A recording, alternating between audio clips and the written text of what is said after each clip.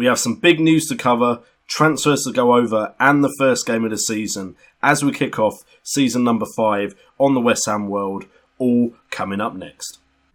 In a parallel universe, West Ham United decided that Slaven Bilic wasn't the right man to lead West Ham to glory at the London Stadium. Instead, they chose this man. Hi there, my name is JNO. What's up guys, and welcome to another episode and another season of the West Ham world. We have some big news to cover here today. We have a new job. If you follow me on Twitter at JNO United, you will know what that job is. But we'll go over that, as well as all the transfers, all the business we've done, leading into a game to kick off the season against Newcastle away at St James's Park. Now, first off, we're going to cover the massive news. And the massive news is, if you look at the screen here, we can see that I have got the England job. Now, they offered me the England job. Obviously, I'm probably the most successful England manager in the game at the moment, having got West Ham to top 5 finishes 3 seasons in a row. So, I've been offered the England job. I wasn't initially going to take it. I was going to focus on West Ham and winning something this season. But the majority of people on Twitter, when I mentioned that the job was offered to me, said I should take the job. But what we're going to do is I'm only ever going to bring you the tournaments. If I get to them, that is. So we'll only see the World Cup and the Euro Cup. All the rest I may cover quickly at the beginning of an episode, but we won't go into too much detail until it's tournament time. So let's get to business, and first we're going to cover everyone that has left the club recently, and we're going to start with Julian Draxler. Julian Draxler just didn't perform how I wanted him to, and to be honest, the main reason I bought him was because the board told me I needed to bring in big name players, and he matched the philosophy. He was good, and usually he is a player that I would consider, but I don't feel like he was going to get first team football that much this season after his first season in the new formation and with the type of players I'm trying to put in this formation. Technically he was superb, but stuff like concentration at 11, determination at 10, I wanted stronger willed players. So Julian Draxler has moved on. He's gone to Leverkusen and he moved for 33.5 million. So we managed to make a profit off of him because we bought him for 25. We managed to sell him for 33.5 million. The next player to go, and you're going to be like JNO, you're just getting rid of everyone you signed last year. Nicholas Saul has gone to Juventus. Nicholas Saul wanted Champions League football. I don't have that anymore. Juventus came in. It was very clear his head had been turned. His performances in friendlies started to drop. So I thought, you know what, bite the bullet, just sell him. So we have sold Nicholas Saul to Juventus. We managed to get 31.5 million for him. So again, we made a profit on the player.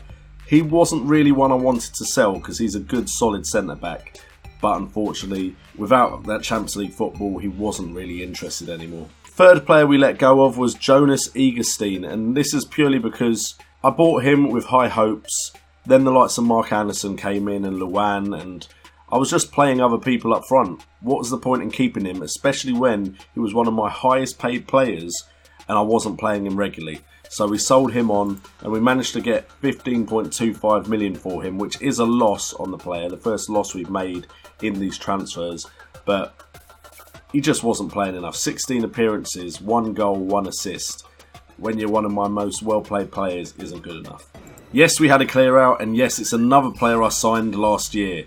Leroy Sané has gone to Real Madrid, and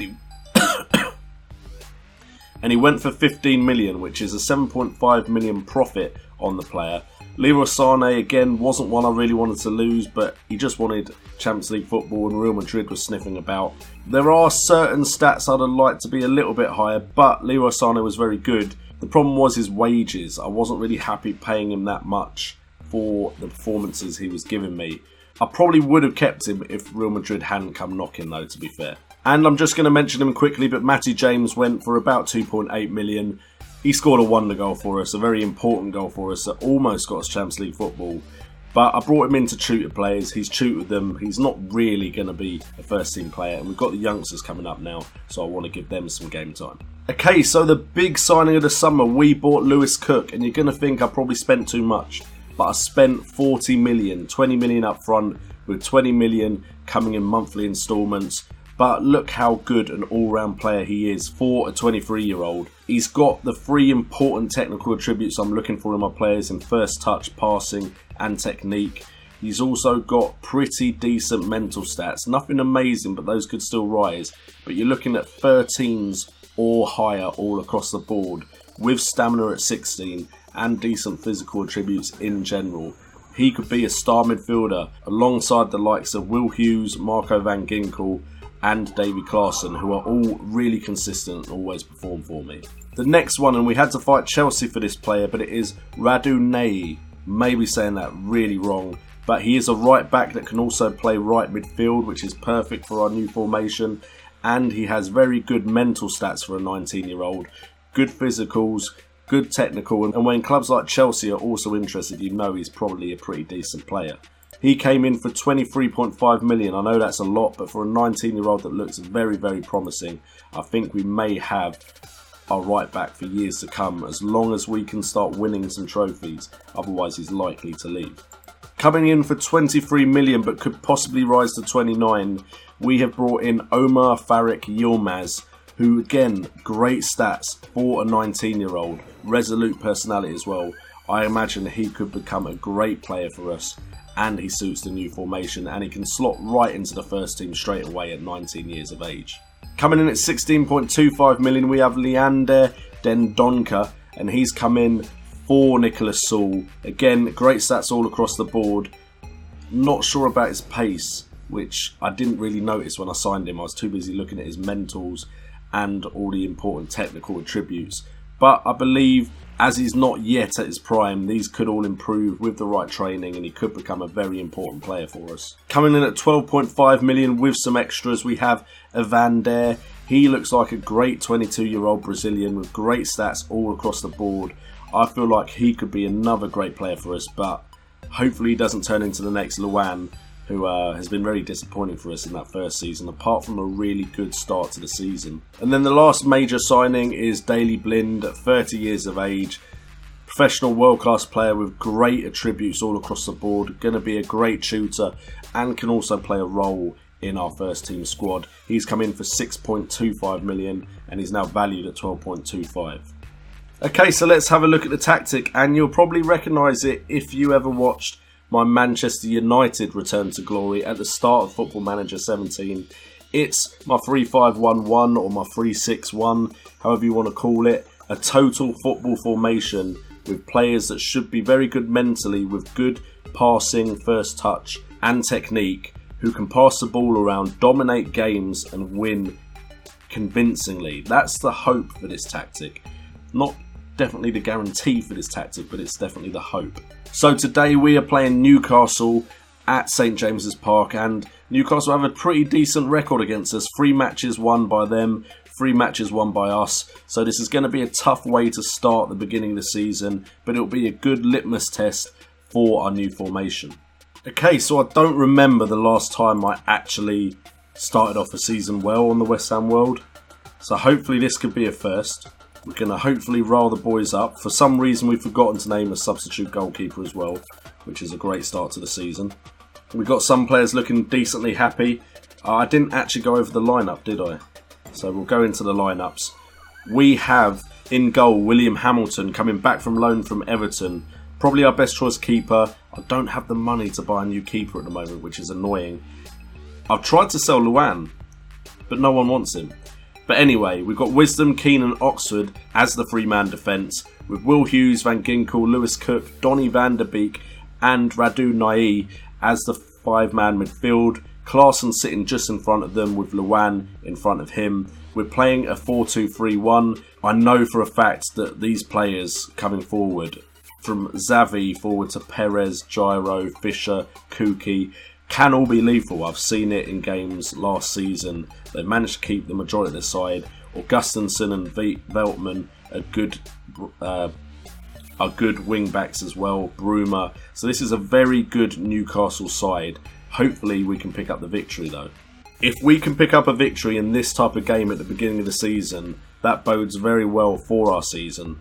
I feel like these are the type of games that if we could get points from, other games should be easier and we should be getting a top 3 spot. I think that's the aim for this year, at least top 3. We've been getting top, we've got 2nd before, we've got 3rd I think, and we've also got 4th, and then we got 5th last season.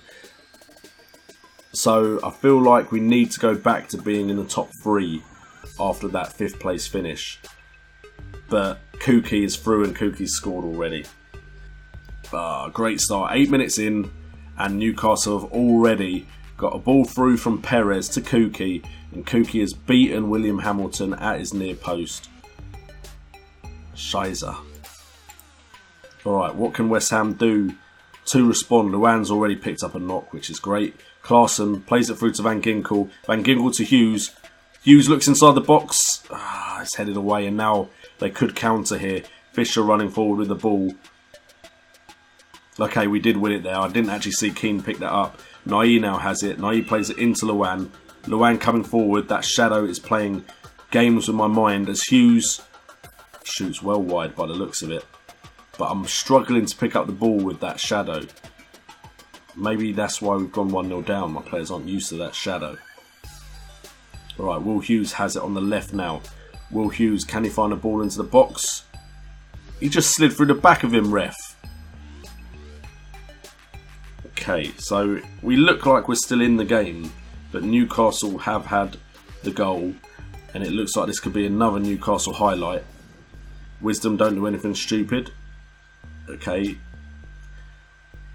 Ideally, Hughes, you could have controlled that. That would have been better if you'd controlled it. Get a foot in. Thank you very much, Wisdom. Again, you're not really meant to just hoof the ball forward, but Luan has now got it. Plays it to Van Ginkel. Klaassen now can come forward with it. Klaassen looks to Nai. Nai with a ball into the box. Back post. It's in. I'm not sure how it went in. I really can't see the ball that well. I don't know why. Let me try and move the camera. It looks like it was knocked down to Luan. Nai crosses it. Yeah, Hughes knocks it back down to Luan, and Luan puts it in at the near post. 1-1, back in the game. We're going to try and encourage the boys now. Although Klaassen, just make sure you pass it. Make sure we keep the ball here. Don't lose it. Cook with a ball forward to Luan. Luan's up there by his own, but he's running with the ball, running with pace, tackled. Luan, you're meant to have dribbling and flair and agility, but I never see you beat a man. Okay, Ayoze Perez is now coming forward with it. Finds Kuki. Is Kuki going to score again? It's just wide. This is a very nerve-wracking game. They're getting chances, we're getting chances. We're going to go in at half-time, 1 apiece. We're going to tell the team this is for the fans. Try and get something out of the boys. Is there anything we could change in the instructions? Could we lower the tempo, try and control the game more? That could be the wrong move, but we're going to go for it. We only just have more possession, so ideally I'd like to control the game more by keeping more of the ball and making sure they don't get it to counter. Because it looks like that's how they're hitting us, and it looks like this could be how they're hitting us now as Kuki is plays through Ayoze Perez. Ayoze Perez shoots, Hamilton makes the save. Don't like how they've had 2 shots since I changed the tempo though. So we're going to go back to normal, but then I'm going to put it down to counter. Hopefully give them less opportunity to counter on us, and maybe put some space behind as Luan gets a cross in. Has Nai missed that? Oh, Nai, we could have used that goal. We could have really used that goal. Alright, Klaassen's now coming forward with the ball. Finds Luan. Luan plays it to Van Ginkel. Van Ginkel to Van der Beek. Van der Beek to Van Ginkel. It's shot. It's blocked and it's a corner. Nai should have really put that one away. Sheffield Wednesday are top of the table right now, which is interesting. Van Ginkel finds Van der Beek. Nai back to Van der Beek.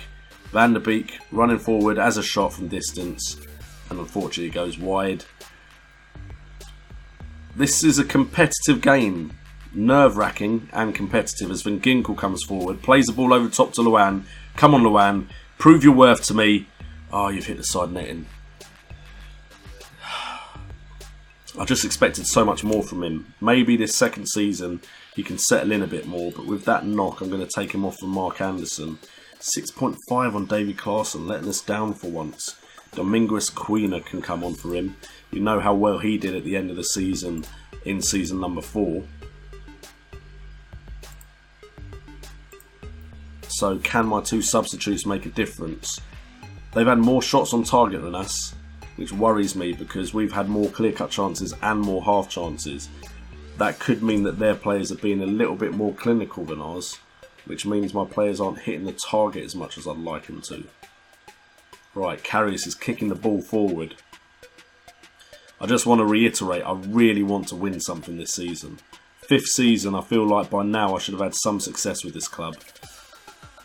And it looks like Roberts is now going to counter. It's just long ball after long ball, but fortunately Keane picks that one up, plays it into Cook. Cook forward to Quina. Quina can play through Anderson. Anderson, you've just got a couple of men to beat. He shoots from distance though, and it's wide. I just feel like 5 seasons at the club and not winning anything is not what I set out to do.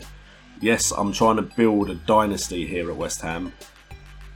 That being said, I want some success in the first 5 years. As Quina shoots,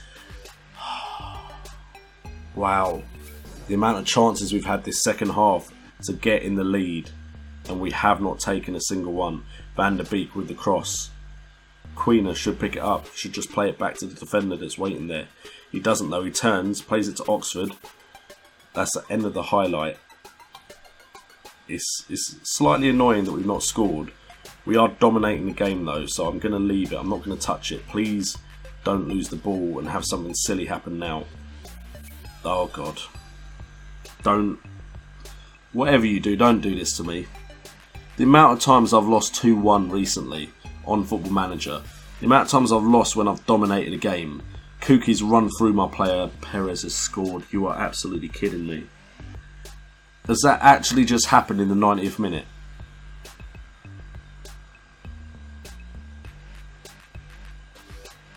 This is happening way too regularly, Football Manager.